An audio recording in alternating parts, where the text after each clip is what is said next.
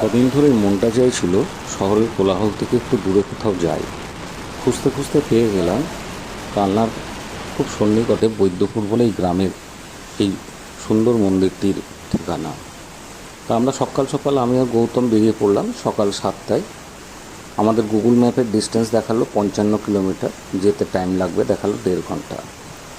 আমরা কৃষ্ণনগর থেকে রওনা হয়ে নবদ্বীপের উপর দিয়ে কালনা মোড়ে 4 মাথার মোড় ধরে গিয়ে সেখান থেকে ঘুরে গেলাম বৈদ্যপুর গ্রামের দিকে।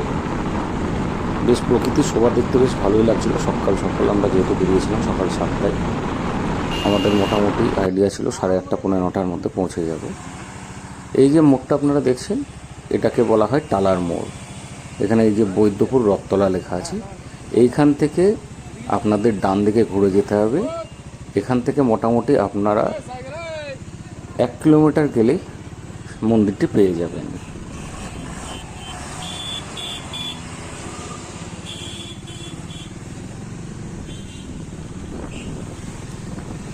আমরা ডান দিকে ঘুরে এবার এগোতে লাগলাম।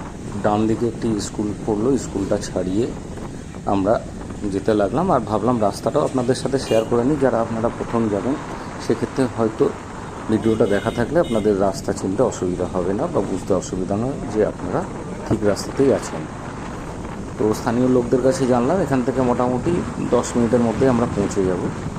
তো মোটামুটি আমরা সেইভাবেই এগোতে থাকলাম বাইক নিয়ে। 10 মিনিট এগোনোর পর এই যে মন্দিরের তোরণটি পড়লো বাঁ সাইডে।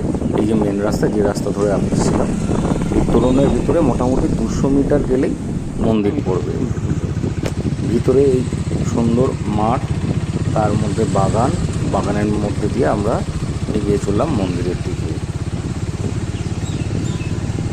রাস্তাটা ঢালাই রাস্তা করেছে, গাড়ি নিয়ে ঢুকতে কোনো অসুবিধা হবে না। আপনারা চাইলে 4 চাকা নিয়েও ঢুকতে পারবেন।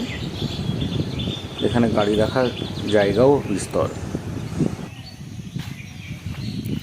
এই মুহূর্তে আমরা চলে এসেছি বৈদ্যপুরের রাখাল রাজা মন্দিরে।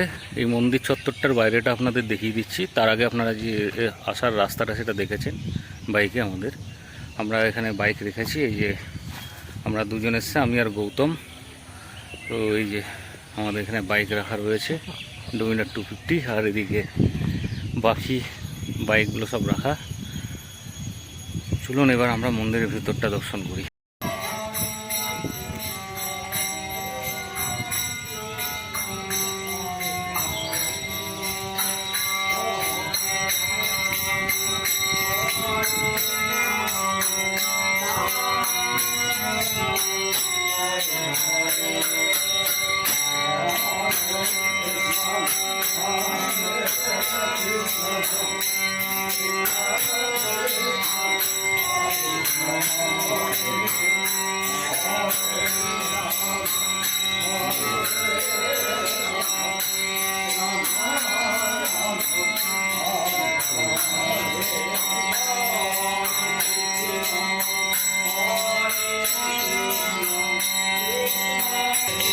আমরা এখানে স্থানীয়দের কাছে যেটা জানতে পারলাম, এই মন্দিরের প্রতিষ্ঠা হচ্ছে রামকানু গোস্বামী। আনুমানিক মুর্শিদ কুলি খাঁর আমলে তিনি এটি প্রতিষ্ঠা করেন। এবং এখানে স্থানীয়দের মুখে যেটা শুনলাম, উনি যাচ্ছিলেন মথুরা বৃন্দাবনের দিকে। তো এখানে সামনে মাঠ যেটা দেখলাম, এখানে তখন নদী বইতো। নদী পার হতে না পারায় শ্রীকৃষ্ণ তাকে স্বপ্নাদেশ দেন যে আমি এখানে আসছি, তুই এখানে আমার বিগ্রহ স্থাপন কর। সেই থেকে এই মন্দির স্থাপনা করা হয়েছে।